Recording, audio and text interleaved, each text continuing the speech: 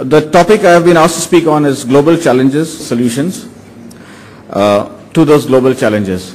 So my first question to the audience is, what do you think is the biggest global challenge in the corporate world? That is, I'm not talking about the geopolitical situation. I'm just talking about in the corporate world. What do you think is the biggest global challenge we are facing? And one hint is that Mr. R.C. Bhargav earlier had touched a little about it. It's very difficult to interact with the audience because it's such a big auditorium. So I'll tell you what I think is the biggest global challenge. The biggest global challenge is to find leaders. And if you notice, even in the political arena or any other arena, you will not find there are leaders who you can really talk about after 4 years or 5 years of them leaving that leadership position. People just fade away. Whereas if you take about 50 years ago, every leader you had left some mark in history, and good or bad. Some examples is that Winston Churchill, for instance, is remembered even today as a very astute leader. And in the corporate world today, you can remember just few names, and also you can remember them, particularly in the US, you can remember them for the wrong reasons. They say that most of the international institutes which are training people have been training them into doing the wrong things. Now, coming back to India, what do you think is the local solution?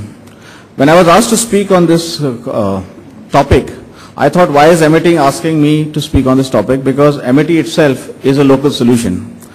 What I believe is that institutes like MIT will produce the leaders the world requires. And you will see as you go along that you will be very proud to be part of being called an MITian. Incidentally, my daughter also studies here, and she is doing law here. Now,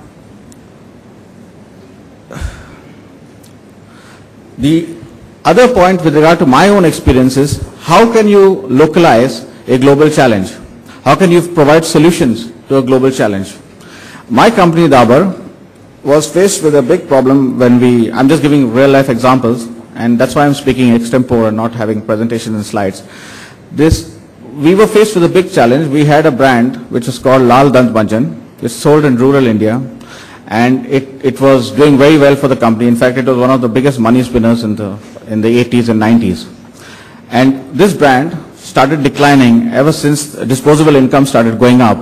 And everybody wanted, the aspiration level went up, and most of the population wanted to have toothpaste.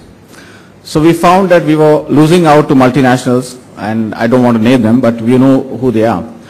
And suddenly we found that the Lal Dant Manjan as a brand was stagnating or degrowing, but the toothpaste category and the oral care category was growing substantially. So the global challenge had come to India through these big multinationals, a lot of money in advertisements. Incidentally, there are more vitamins in the toothpaste you have than the food you eat, because everybody advertises it's got vitamin D, B, C, A, even A to Z. Every toothpaste has got so many. So what we thought is we can't compete with these people with regard to the scale, size, the brand equity they had. So we created, and at the same time there was a lot of franchise for the Lal Dant Manjan. So we created a product called Lal Dant Paste. I'm sure most of you have had it. And that has become the big solution to oral care in India, because we find that we are growing at 25% in that category, whereas the multinationals, of course their base is much bigger and better, but the multinationals are growing at a slow pace. So it's given us confidence to believe that India has got a lot of opportunity in it to provide a solution to a global challenge. The proof of the pudding, they say, is in the eating. So what we got as a proof is these multinationals who never were talking herbal till now have now started talking herbal. So you have the biggest multinationals talking about herbal in their toothpaste, not vitamins, B, C, salt, this and all that. So that was a great feeling of pride we have, as that changed that entire market. even though they were such big leaders. So that was an example I wanted to give from my side, that you have to be proud of what you are, and you have to be confident of what you're doing. And once you have these two attributes, however big the giant might look, he will have some weaknesses. So if you have, and I was very proud to hear that today that one girl got the Best Manager Award, and the list of institutes that girl competed with, I think she's here, that girl competed with was perhaps much more higher rated than your institute. So you can imagine that that person going into that the regional level, national level, how much scared she would have been, because she knows that MIT Business School is not as reputed as an IIM, it's not as reputed as a ISB, for instance, just now. So you could imagine how frightful she would have been. But she was confident about herself. She is one of you all, amongst you. And she was confident about herself, and she has brought her institute laurels and herself laurels. So there's no better example than to give than that. So we will be providing, India will be providing the global biggest challenge of providing leaders, business leaders from here. And it's already catching on. If you read in the papers, almost every day you find somebody is now taken over a Citibank, or an Indian has taken over a Stanford University, or somebody has become the dean here, somebody has become the assistant dean. So you're just starting off your life at a time when things are really working for you. You're blessed to be in one of the best institutes in the country. Your parents have taken a choice of sending you here. You have taken a choice of coming here.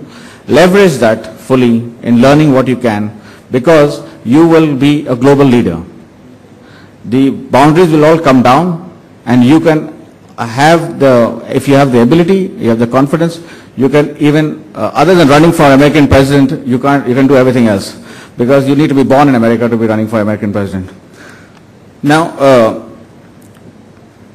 why do I have so much faith in Indians and Indian managers? Because we start off in India, even though we have a 9% growth, and almost all of us are, the people below the poverty line are coming down, so everybody is moving up the ladder in the hierarchy of needs. So we are already doing very well, and we can continue doing very well. But what is the real thing which I am very confident about India and Indians and Indian managers is because from the time we get up in the morning till the time we sleep, we are always challenging ourselves, and we are always struggling to get things done. Let me give you an example. When you get up in the morning, you find nowhere in the developed part of the world, I'm comparing ourselves now with the developed part of the world, so don't compare us with, say, China or Africa or something. But if you compare ourselves with the developed part of the world, when you get up in the morning in, say, the United States, you have a packet of milk left at your doorstep and the newspaper. Even wherever you're staying, nobody will touch it, and nobody will steal your newspaper, so to say. So, in India, when you get up, the first thing is that the newspaper wala will come and ring the bell, and in that 30 seconds or 40 seconds or maybe 2 minutes, you've got to get to the door, pick up your milk and pick up your newspaper. It's not that people are not trustworthy, but the struggle starts from there. The struggle starts from there because you have to, compete from there. I'm not saying that people live in a society where people just go and steal each other's newspapers. But the mindset in India is that if I don't open that door, if I don't take that milk packet, and if I don't take the newspaper in, it might get stolen, it might get lost, a cat might eat it, and all that stuff. So that struggle starts from there. And when you go to the office, or you go to college, in the traffic, in the college, and everywhere else in the office. That is why we are constantly challenging ourselves and constantly exceeding.